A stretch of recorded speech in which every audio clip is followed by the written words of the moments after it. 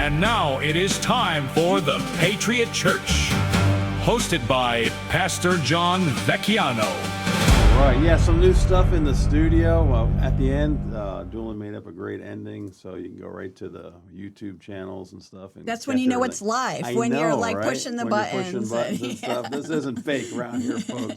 This is real news, not fake news. Well, hey, good morning, all you lovers of God, country, and family. Got a wonderful guest here this morning. Some great things that you are doing locally for us, and we're so excited, Jennifer, that you are here this morning. And just let me share a few announcements this morning.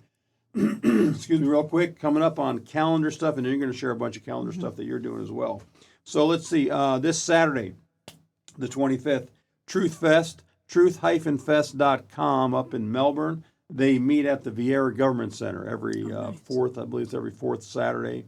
Got some great information to share up there, things that are going on. You can go to truth-fest.com and check out their flyer as well. And then, of course, this Sunday is Patriot Church Sunday with breakfast at 8:30 and 9:45 and 10 o'clock service. That's going to be awesome. And then Monday night, Ronald Reagan Club up in, they meet up in Satellite Beach at a church up there.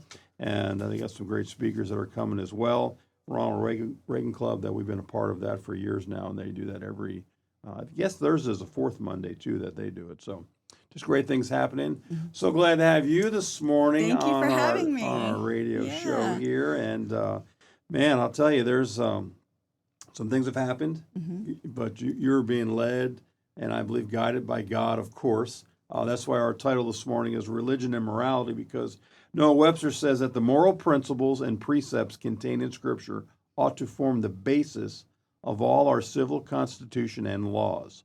All the miseries and evils which men suffer from vice and crime, ambition, injustice, oppression, slavery, and war proceed from their despising or neglecting the precepts contained in the Bible.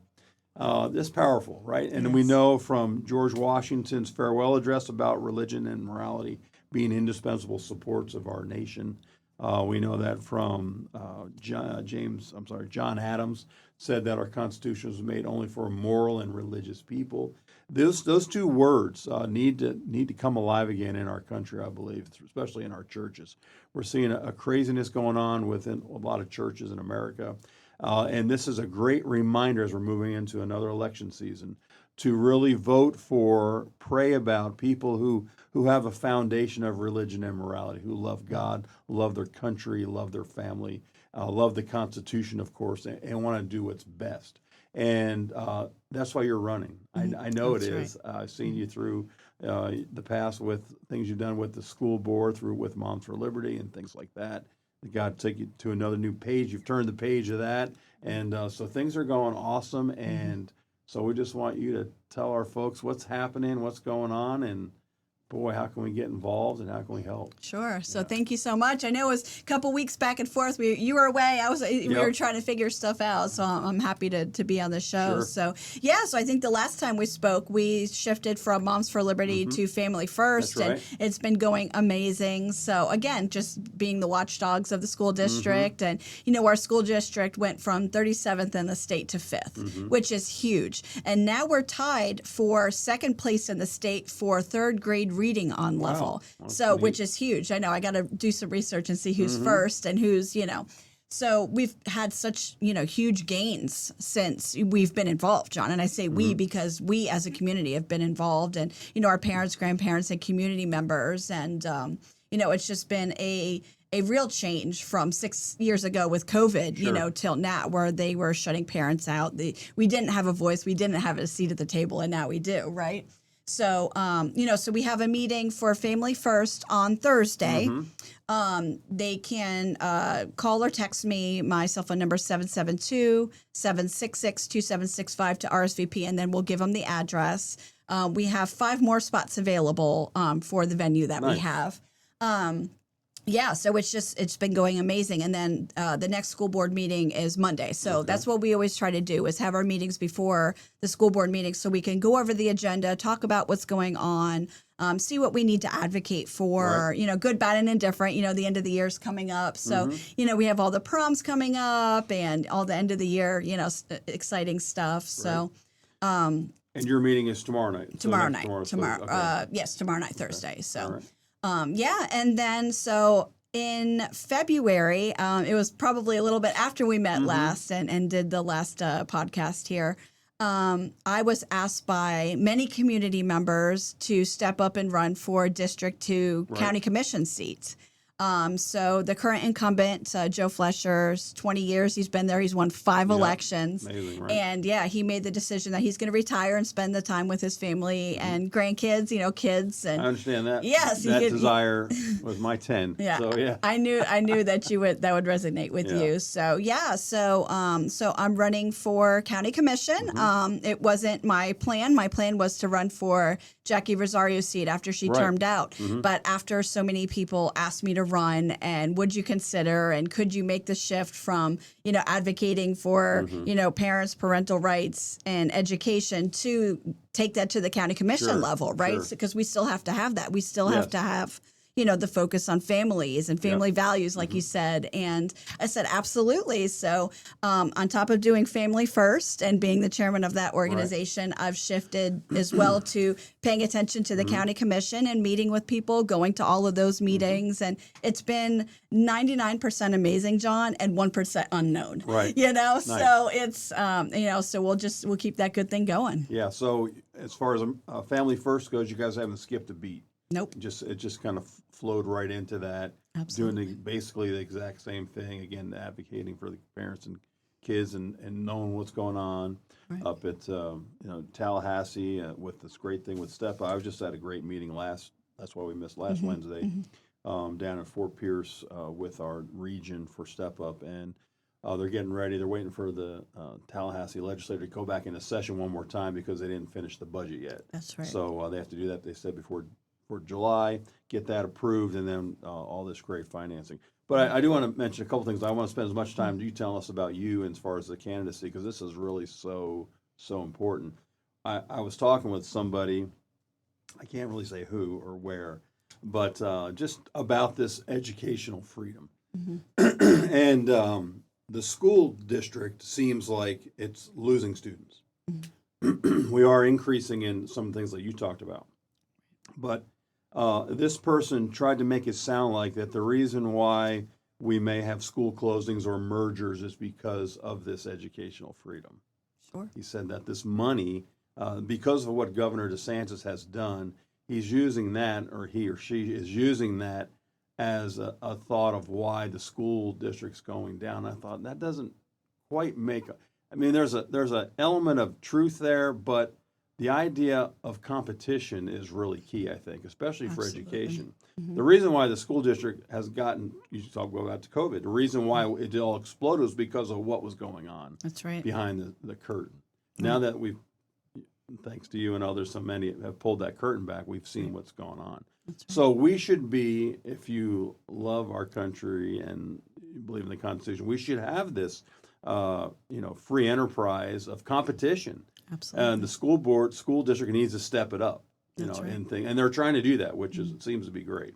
We have a classical school that just started, thanks to Jackie Rosario, right, and others like that. A lot of great things are happening.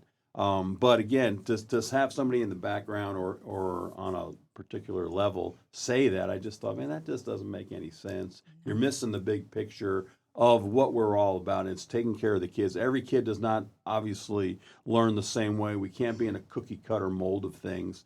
They have to have different opportunities, and we still pay our taxes. Whether my kids, I don't have any kids anymore in the school district, but I still pay my taxes. I did when I was homeschooling. I do as I'm a private school owner. So those things, none of that changed. So I didn't, say, hey, I don't want to give you my money because I'm about taking care of our county as well. So that's right. Just that kind of thought. So I'm just so glad that you are going to be able to take that to that next level and maybe even bridge that gap between what's going on maybe in the school district and then bringing it over more to the county. Absolutely. Sure. So they're separate entities, but we're still, the same residents here, right? We're still the same community. So when people pay their taxes, right? So it's going to the county, it's going to the cities, it's going to school districts. So, and there's been so much talk about the elimination of the property taxes. So it's not on the special, session yet. I'm told that it could be, maybe not. It would have to go on the ballot. So there's a lot of what ifs. That's that 1% of my election. That's the what ifs, But, let's look at numbers, John. So the school district of Indian River County, their budget for 2025 to 2026 was $425.5 million, educating less than 14,000 students. So let's do that math, okay? So that is what is going to the school district for, and that runs the buses, the facilities, takes care of these, students, cutting the grass for, silly things like that. All the expense, total budget. Exactly, total budget. So you look at that, and that is what we are getting per student at the school district, right? So these, like you said, all of the community members, parents, grandparents, community members, regardless if they have children in the school district or not, they're paying those property taxes and will continue to, even if they eliminate the property taxes for for homesteaded people, they will still be paying school and safety tax. So, to the fire departments, to the police departments, as it was written before it went into the Senate, right? So when people get the step-up money for their students, right? So they're still paying property taxes, they're still paying money to the school district, and they're only getting $8,000 to $10,000 per child per year. So the school district is still getting the property taxes and the money, and they're just getting a small portion back, after they've already paid their property taxes. So when you do the math ain't mathin'. So when people say, listen, they're taking from this, no, everybody pays their property taxes that go to the school district. Yes, some are getting that money back for school choice, which, just happened in the past couple of years. I think it was 2023. Yeah. So that was the big push a few years ago. Let's the money follow the children, backpack. Yeah, follow the backpack. I like it. I liked saying that because it does. But, even if those people are getting money back through the step up, for student scholarship, they still have to pay the property taxes. So their money is still going to the school district. So when people say, they're trying to defund schools, no, that's absolutely not the case, because they are getting funded for the amount of children that are enrolled, but everybody pays in the community, whether they have children or not in the district. So my little math real quick here, I did the 425.5 million divided by 14,000 students. It comes out to be about 30,000 a kid. Does that sound right? That's correct. Yeah. Now look at your step up for students. They're getting 8,000 to 10,000 per child. And I know for sure because we're exactly in that. I don't get help from the state for my building. I don't They don't send me money for building a new gymnasium, landscaping, or a playground, or none of that. So don't look down on the private schools as an enemy. We're not an enemy. We're providing a service for an alternative for the kids. That's right. And some kids need to be in public school, and some kids just don't. Right. Exactly. But to have a leader in our community make that little statement that, it's because of DeSantis or whatever that we're closing our schools. That's just not true. No, it's not. There's nothing that could correlate that. Yeah, and there's a group that comes to our school board meetings and says that, DeSantis is trying to privatize schools, all of these, I call them liberal talking points because that's what they are, right? Because we just stated facts. So everything that you and I just did, the math, we're stating the facts. Everybody pays. So that's not getting defunded. That's not, and like you said, competition is good. Homeschooling may be best for people. Private school, religious school. My son goes to public school. My daughter graduated from public school. So that was my preference. But if I was to pull them, hypothetically, I'm still paying my property taxes to the school district, and I would just get, that $8,000 to $10,000 back. Meanwhile, the school district is getting now $30,000 for my son to go to public school, right? And if I'm correct, that money is not just the property or the tax money. They still get a lot the of FTE money, yes, all the state private money, donor money, and the corporation money that they started out with originally anyway, I believe. Absolutely, so, yes, exactly. So again, that's just part of that. So so I'm glad you're going to be a voice of reason, of course, a voice of truth. Your background just screams of that. That's just what you've done. You were awakened. That you told many times ago. You've told us the story of the transformation that took place. You were awakened, especially during COVID and that whole thing, like many were. And now you're just taking all of what you've been through these so many years now. We're going on 6 years, 7 years. Right? Seems like 20. Right?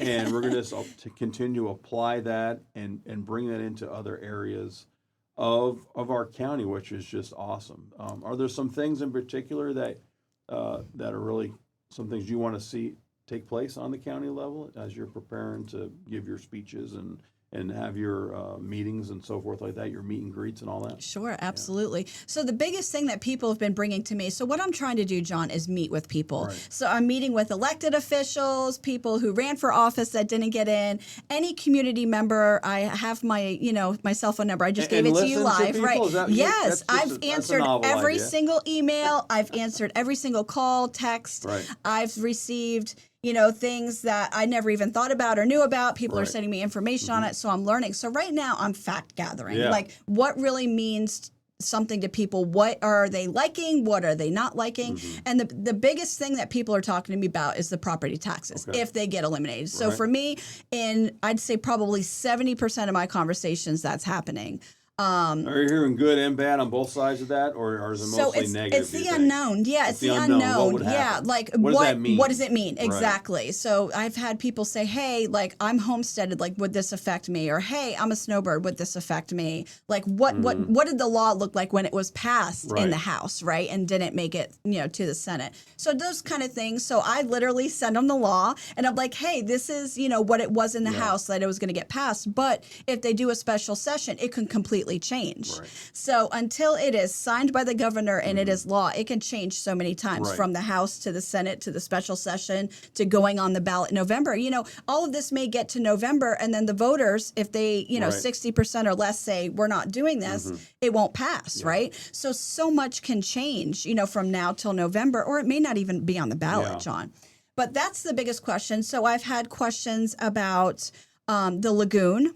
I learned at the county commission meeting yesterday. Did you know that there is waste being spilled into the lagoon because people don't want to go offshore or go, do it properly? They said an entire development is getting dumped, waste off of boats into the lagoon constantly because people don't want to pay or go offshore to dump their waste. I would have thought that, I know I've driven a few days up and down US 1, and you smell certain times of the year. You get a whiff of some things. And I remember way back when, I think it was maybe Barefoot Bay or one of those homeowner places were dumping. They were going right into the river with it. And that stopped, I believe, but I didn't realize. Right. They're still doing it. They're still doing it. So they approved a contract to have a boat that goes out there and basically filters that and is getting that out of the lagoon. And it's pricey, but I mean, it's something that we have to protect the lagoon. Right. So again, that's not something that's ever been on my radar,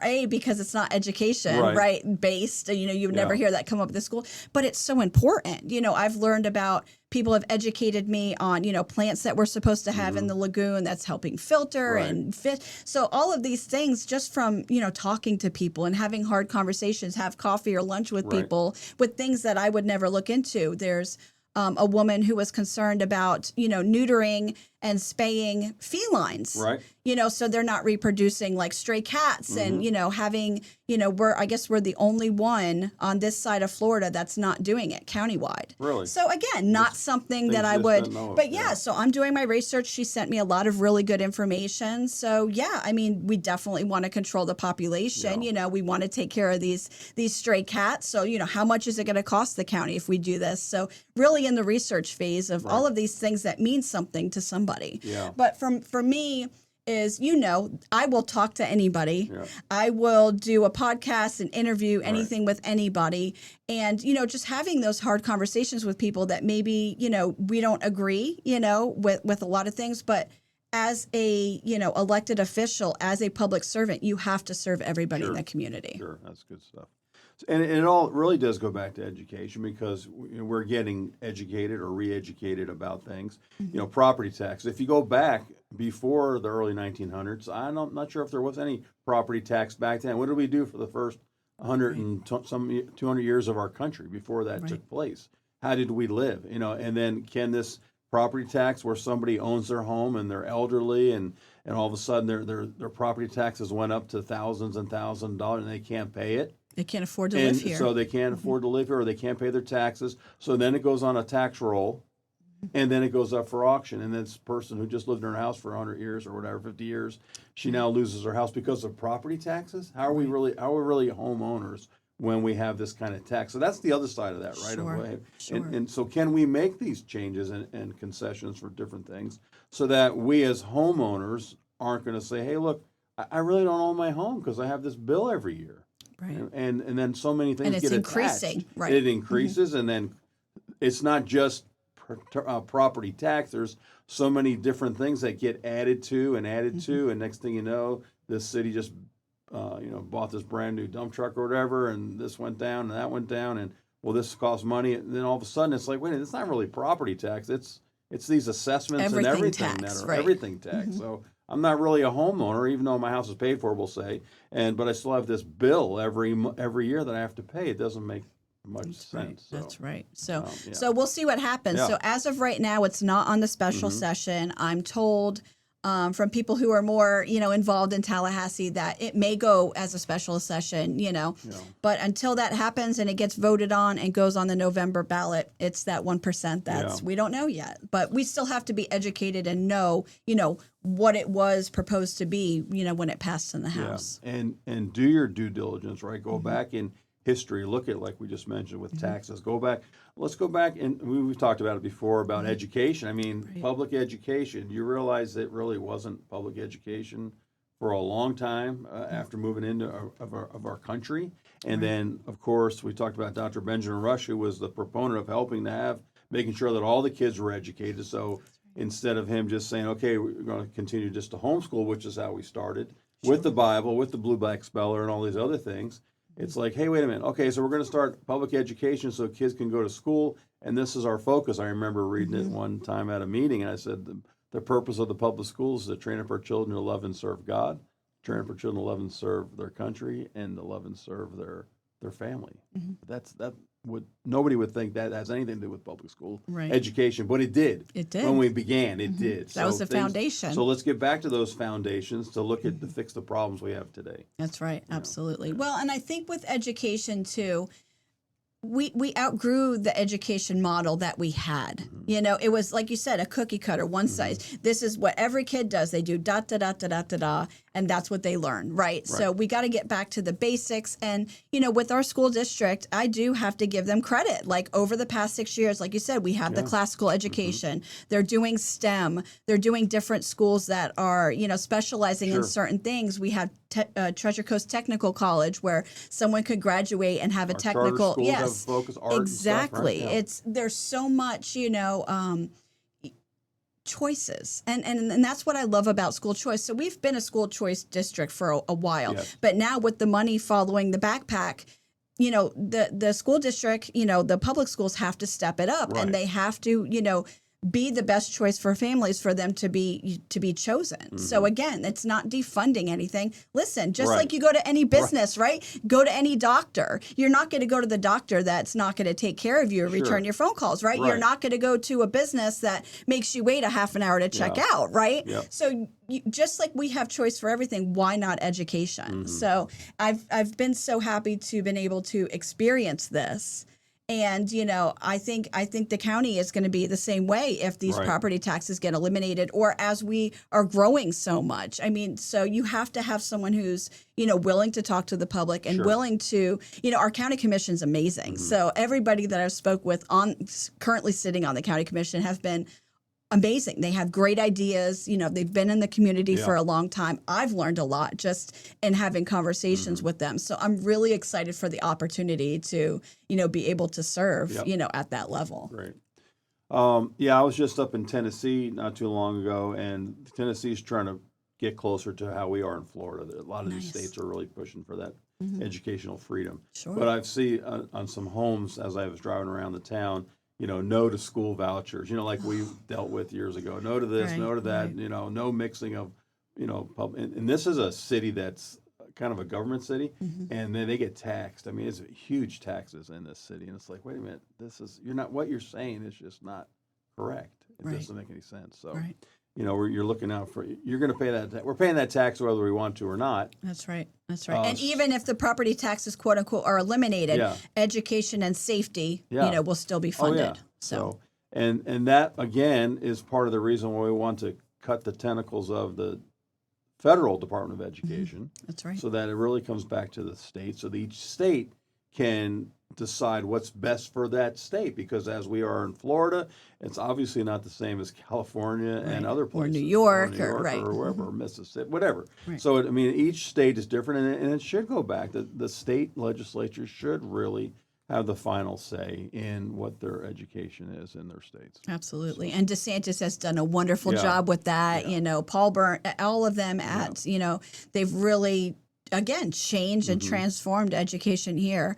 And like I said, with our school district, to all the naysayers that are watching right now with their eyes rolling in the back of our head, our school district went from 57th, 37th to 5th in the state.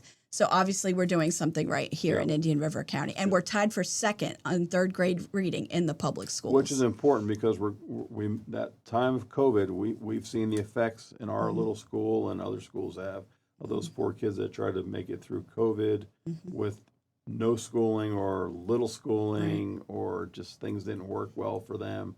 Parents trying to help them at home, and they're having to work, whatever it was. There was definitely a baton was certainly dropped during that time, and our kids are struggling trying to get back to a somewhat of a halfway decent reading level. That's right. Those kids who were that age group during COVID lost a lot. It is. It's so crazy. We got our work cut out for us to we get do. them back we do. for that. So very cool. So tell the folks. So District 2 covers. That's my district. So we're kind of neighbors, but up on the kind of the north of the county, we are. Let's see. District 2 is kind of the south side of 512, a little bit toward Roseland Road up that way. You can look on the map. It's the same kind of district as our school district is. That's right. Is broken up as well. And so we have the primaries, and that's an important thing we got to talk about, especially we know from school board elections. The primary elections, a lot of times, your candidacy can be won at the primary time. That's right. That's right. And it is so important. It's also important to know, John, so a lot of people have been asking me too, as I've been on the campaign trail as a first-time candidate, everybody in the county can vote for me. Yeah, every district. Yes, everybody in the county can vote for school board. So there's nonpartisan races and there's partisan races. So like you and I are in District 2, so we can run for that seat, but everybody in the county can vote for that seat. Right. So very important. So like you said with the primaries, a lot of these races are going to be won in the primaries, and I'll tell you why. There's 2 school board members now, so people could still drop in, or drop out, put their hat in, paid to get in up until June 8th. So June 8th is the cutoff. So after June 8th, we will know kind of what our ballot's going to look like, right? So as of right now, there are 2 school board candidates seats that are only one person's filed for them. So District 4, there's only one candidate, and District 1, there's only one candidate. So they're running unopposed. So as of right now, as long as they qualify in June, they will be our next school board members, okay? District 2 has 2 people. So whoever, and again, this is if nobody else throws their hat in and they both qualify, whoever gets 50% of the vote plus 1 vote will win that seat. So all of our school board elections, if it stands as it is now, we will not. Could win. Yes, we will not go to election. Yeah, we will not go to election in November. Right, August 18th is the primary election. Yep.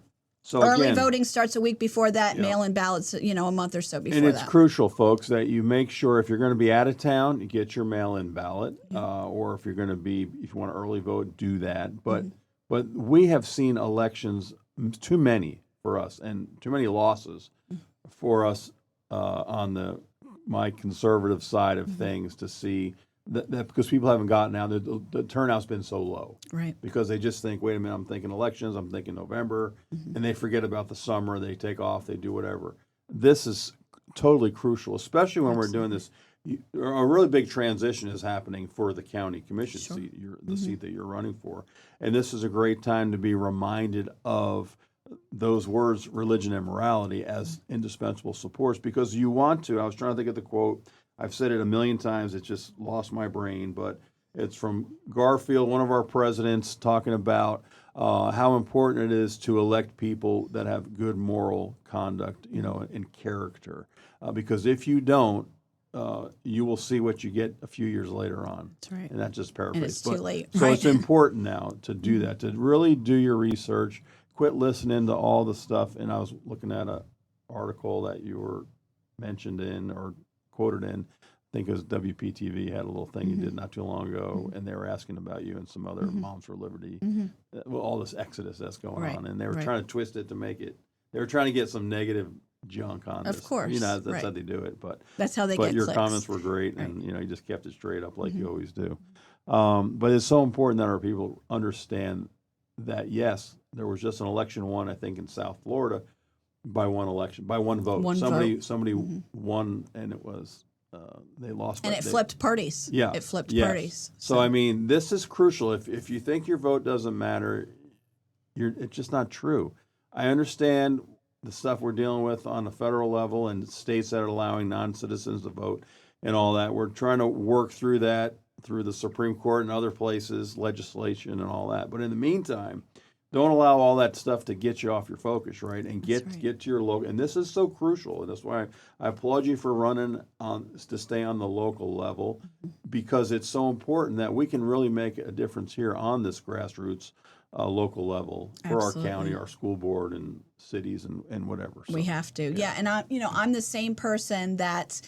During COVID, had no idea what I was doing, but figured it out, right? And kind of, spearheaded everything with education and, just helping everybody. So, like, when somebody called me, I didn't say, well, how do you vote? Like, what color are you? Like, I just helped them, right? So I'm going to do that same thing going on to the county commission, like, good, bad, and indifferent, even if we're not the same party or we don't agree. Like, I'm your representative. I'm a public servant. Like, I'm going to help. I'm going to listen to you. We may agree to disagree, but I'm going to hear you out, right? Yeah. So I'm going to know where your heart is. I want the data. I want the information, just like I did with the school district, right? So, and I'm the same person I was, going into COVID, having no idea what I'm doing to this and being able to, help and make our community better. That's what I want at the end of the day. You know, I live here, I work here, my family's here, I was married here, my children were born here. And I just want to continue to just make, Indian River County amazing and just, through these times where, if this property tax thing does go through, to be able to,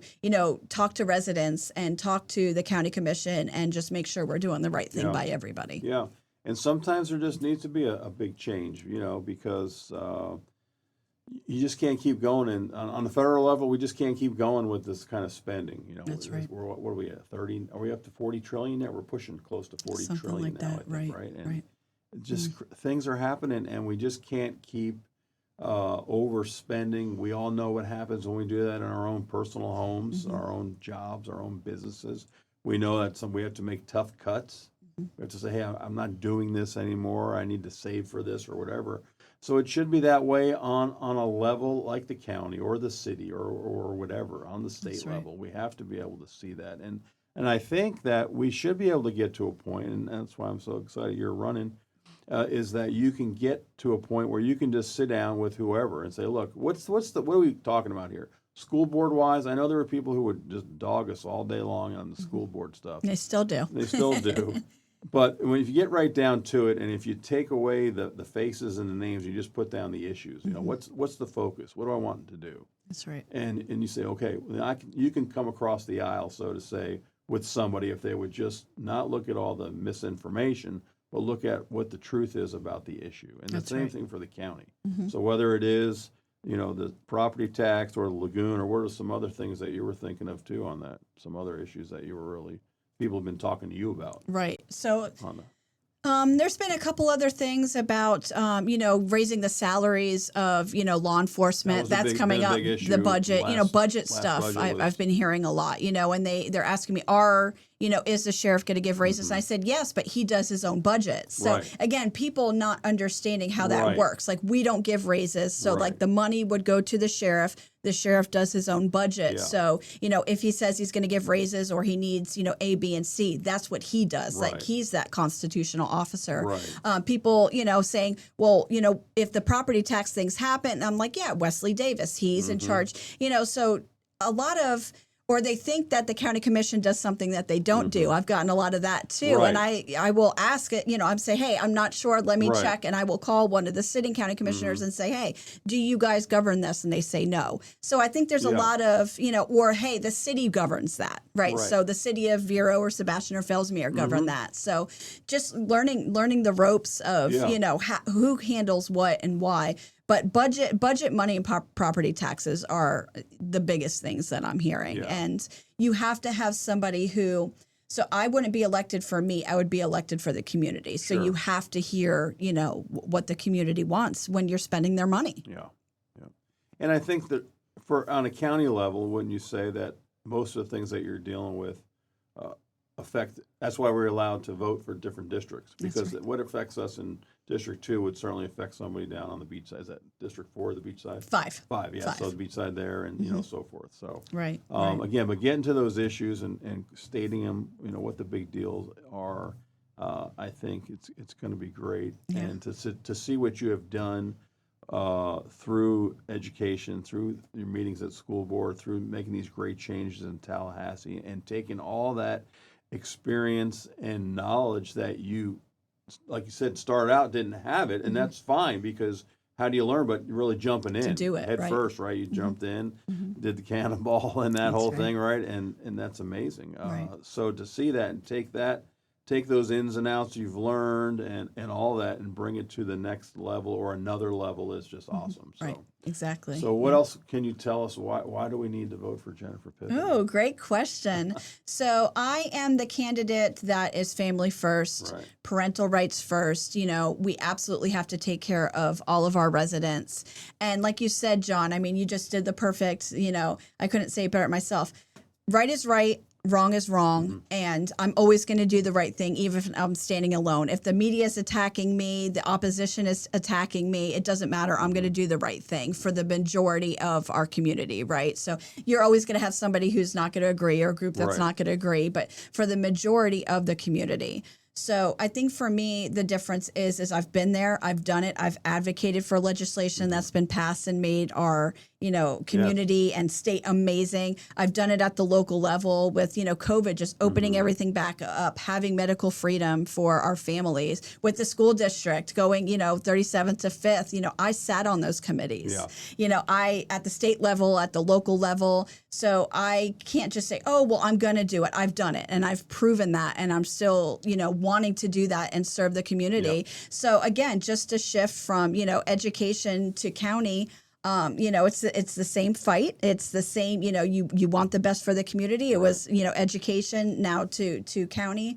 And I just, I want the opportunity to be able to serve, at that level and just be able to listen to everybody. And, everybody has a hard, vote for them in August 18th. They have a lot of research to do on a lot of candidates, a lot of first-time candidates, candidates that do have a voting record. They have to go back and look at that. So it's, the voters, you guys have a hard August 18th coming up to be able to vet all of the candidates properly. So get to the meet and greets. You have this Friday is that your first one? Friday's my first one. Yep. Yes. So this is all on your website there. How can they check out that website too? Sure. So votejenniferpippin.com. So it's Pippin. Right. Okay. Sometimes people do EN. It's not like Scottie Pippen. Yep. So votejenniferpippin.com. All of my information's on there. So my first meet and greet, I am going to do all over the county. Yeah. So I'm doing a 32963 on the beach. That's Friday. Okay. That information's on there. If people want to come. I wonder if they'll be there. Who will be there? 32963. Oh, no, they will not be there. They will probably be at my Heritage Center one on May 3rd. But this is private. This is a private home. Right. So that's why I'm asking people to RSVP, and I'm not putting a private address out there. But anybody can call or text me, 772-766-2765. Okay. And then I'm doing a meet and greet at the Heritage Center on May 3rd from 5 to 8. Yep, it's a Sunday. Good. And I have almost like 150 RSVPs already for that. Nice. Yeah, right. But you figure people are going to get sick, people are going to forget, people, But so that's going to be a big one. Yep. And then that's also a kickoff for the Bible prayer time. Oh, is it? Oh, okay. The third Sunday, which I'm going to be up there. I'm going to be in Palm Bay Sunday at 1:00 to do the kickoff for the prayer of that, and it's going to lead us to. So it's going to be reading the Bible all week long until National Day of Prayer, which is Thursday. That's awesome. So they've done this for 3 or 4 years now. So nice. Reading the Bible has been neat. So that's good. That's good. So, that's so important. So that's a good reminder for that for your event kicking off as well. And then I think the president started yesterday. Or Sunday, they've started reading the Bible in D.C., I think, as well this week, too. That's reading. Amazing. So, okay, good. So a lot of great things. So what else? You got the Heritage Center on the 30th. I know it's planned up right now that weekend. So I'm working on securing a venue. I'm going to do one in Sebastian, probably late May. All right. I'm going to do one in Fellsmere, South Vero. So I'm going to be all over the county. I want to talk to people. So this meet and greet on Friday, half of the people I've never met before. I have no idea who they are, but they wanted to meet me and talk to me and bring their issues to the table. I'm all about it. Some of them are with organizations. I said, bring your materials. Let's have hard conversations. So I'm really excited about that. But I'm going to go all over the county because I want to go to the people. So I want to go and have, those conversations with people. But I don't want somebody from Fellsmere to have to drive to Heritage Center, right? So I'm going to come to them. Nice. So as soon as I'm securing these venues and making sure, we have food and drinks and, when I'm pulling people away, I want to be able to, make sure that they're, they're fed and, or if they bring their families, that their kids have, something to eat and something to do. So they're all my events are going to be family friendly events. So, and I just want to be able to speak to the people. That's awesome. And how's it going to be, do you think, going to the different districts? So which districts are up this time? You said District 4? Or that was school board? Yes. So County Commission. Yeah, so County Commission is District 4 and District 2. 4 and 2 this time? Yes. Okay. So Joe Flesher's current seat and Darrell Lohr's current seat. Okay. Mm-hmm. Is Darrell Lohr running again? Yes, he has announced re-election. Okay, yes, so yes. And he has one opponent. Okay. Mm-hmm. All right. Yep, and then that's west of town, right? 4. So 4, yes. So 4 is South Vero, and west. Yeah, it's a huge district. And then 5 does the beach. 1 is Fellsmere area and just the other side of Roseland Road. Yep. North Sebastian. Actually, I think when I was looking one time, not Penland. It's I forgot the name of my street. Not where I live, but leading up to from Old Winn-Dixie, that road. Oh, okay. Roseland Road turns into. What's it turn into? Roseland Road coming across 512. Sure. Goes back toward. How did I forget the name of it? You'll think of it. Anyway, that was the kind of the break point of District 1 and 2. So if you lived on the other side of the street, you could be in District 1. Oh, goodness. Depends on where your mailbox is, right? So exactly. It's that way with District 3, and like even the city of Vero Beach. Like you can live on 53rd Street and you're, in the city, and 52nd Street, you're not, so, or excuse me, Ave. Yeah, you're not. So it's kind of wonky how they do that. But it's by families and per capita, they have the same amount of people in those, and that's why they do it by district. So not everybody on the county commission or, city or school board is all from the beach or all District 1, they want representation from all over the county. So the folks know on listening, so you live in the county that you run for, but everyone can vote. The entire county votes for each district. Each district, so it doesn't matter that's correct. If you live in 5, you can still vote for you. Yes. In 2. And when you get your ballot, you can vote for everybody. So, yep, and same thing with school board. Pay attention to that, and also pay attention. Mark right now, August 18th is the early vote. Not early. It's the primary. The day of voting. Yep.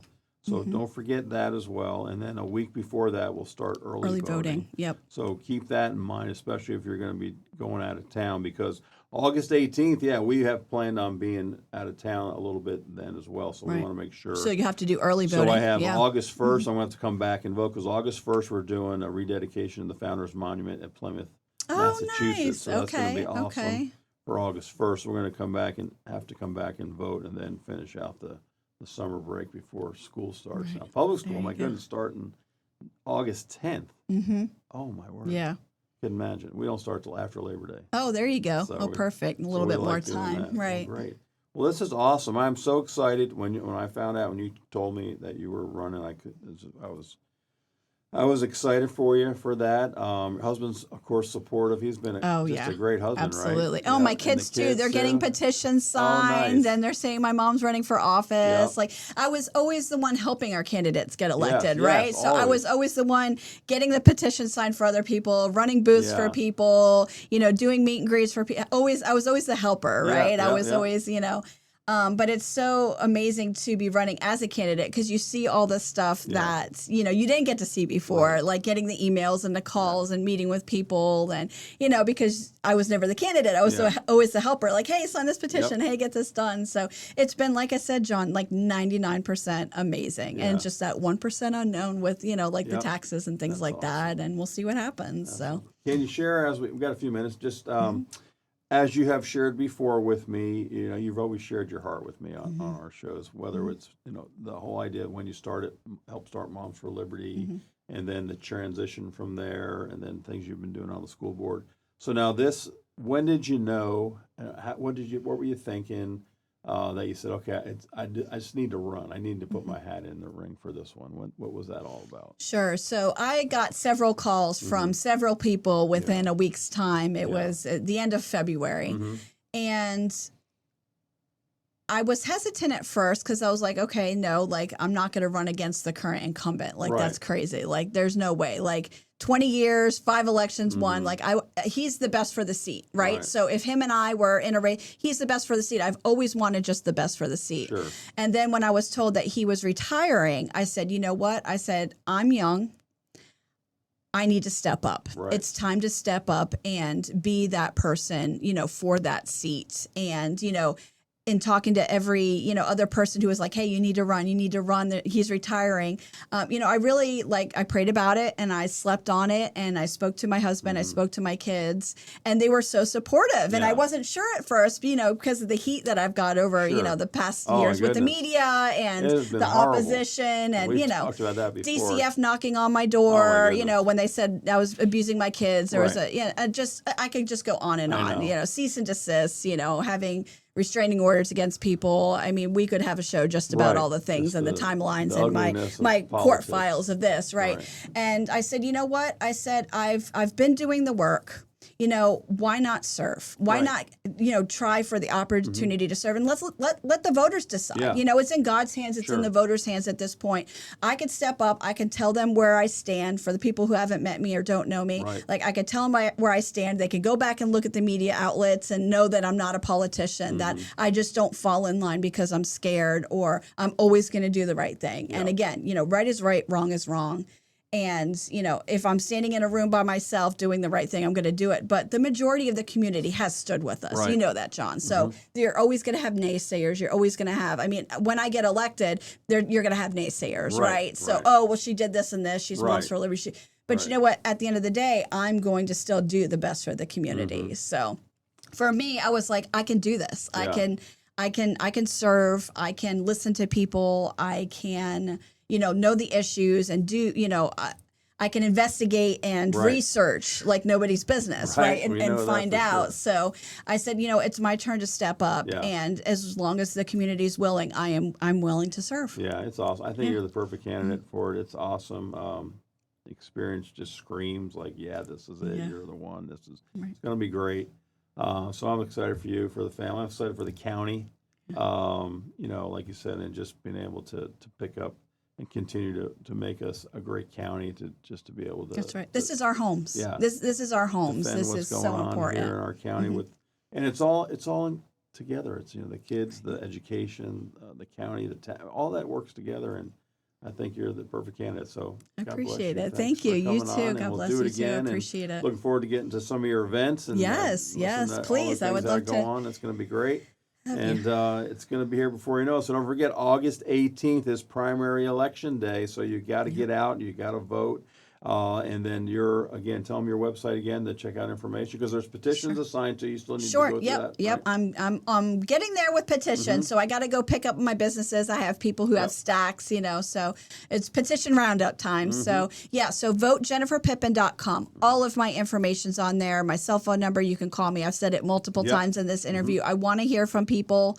I want to see what's good, bad, and indifferent in the county, so I know, what the community is feeling, going into this election. And I know you for years now. Jennifer does listen, and I kind of tongue in cheek in the beginning. Oh, that's a novel idea to listen, but you actually do listen. Sure. And so bring her any concerns you have about the county, thoughts, things that we haven't even. There's so many things we haven't even mentioned today. We'll do it again some other time for sure.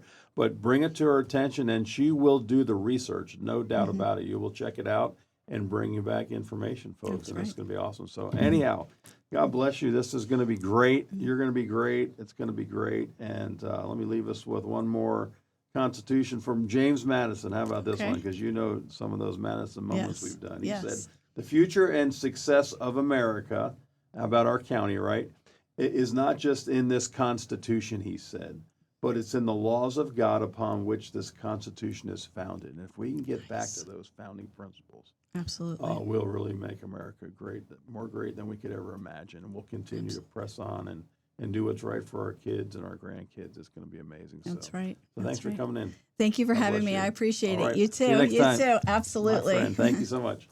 All right, guys. Take care. We'll see you Sunday for Patriot Church. Don't want to miss that. Of course, you can get us online, but love to see you in person. So we'll see you next time. Thanks so much. Bye-bye.